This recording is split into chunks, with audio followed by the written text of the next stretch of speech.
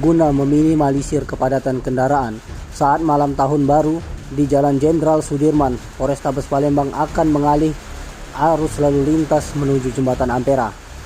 Terlebih lagi, akses jalan menuju Jembatan Ampera saat malam tahun baru 2023 akan ditutup. Tak hanya arus lalu lintas menuju ke Jembatan Ampera, beberapa jalan di Kota Palembang juga dialihkan petugas.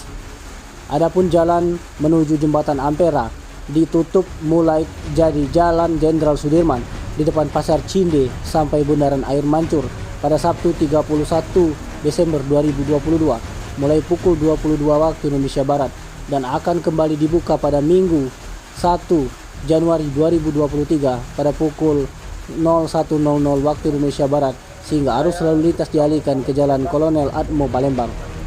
Kapolres Tabes Palembang Kombes Pol Muhammad Najib mengatakan arus dialihkan ke Jalan Kolonel Atmo Palembang, kemudian kendaraan diarahkan melintas dari Pasar Burung dan di bawah Jembatan Ampera, kemudian tembus ke Jalan Merdeka Palembang.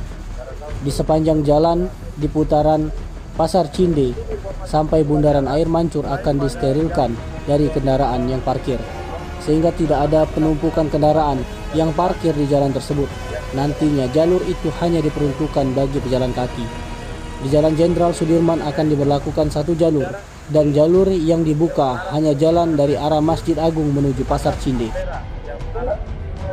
Saya, Kapolres Tabes Palembang, Kombes Pol Muhammad Najib SKMH, menyampaikan informasi terkait dengan penutupan jalan, pengalihan arus, serta informasi kemacetan panjang yang dimungkinkan akan terjadi pada saat pelaksanaan perayaan Natal tahun baru pada tahun 2022-2023. Untuk informasi penutupan jalan dimulai pada jam 22.00 dan akan dilakukan pada 3 tempat yang kita laksanakan pada tanggal 31 Desember 2022, yaitu di Bundaran Cinde yang mengarah ke Bundaran Air Mancur, Jembatan Ampera yang mengarah ke Jakabaring, dan Simpang Jakabaring yang akan mengarah ke Jembatan Ampera. Untuk informasi pengalihan arus, pada Bundaran Cinde akan kita alihkan melalui Jalan Kolonel Atmo. Dari Jalan Kolonel Atmo yang akan mengarah ke Jalan Merdeka diarahkan melalui Simpang Pasar Burung dan jalan di bawah Jembatan Ampera. Arus yang dari arah hilir menuju ke arah hulu akan dilewatkan melalui Jembatan Musi 6.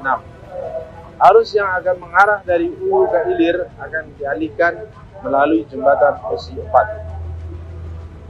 Informasi kemacetan panjang yang ada di Kota Palembang terjadi di jalan dari depan SPBU Poligon yang akan mengarah ke Jembatan Musi 2. Terjadi kemacetan panjang disebabkan adanya perbaikan jalan.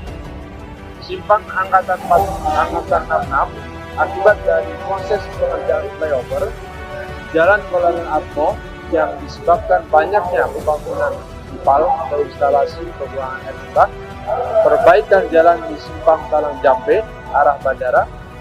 Untuk situasi jalan di dalam kota tidak terdapat hambatan kecuali di Angkatan 66 dan Jalan Kolonel Atmo.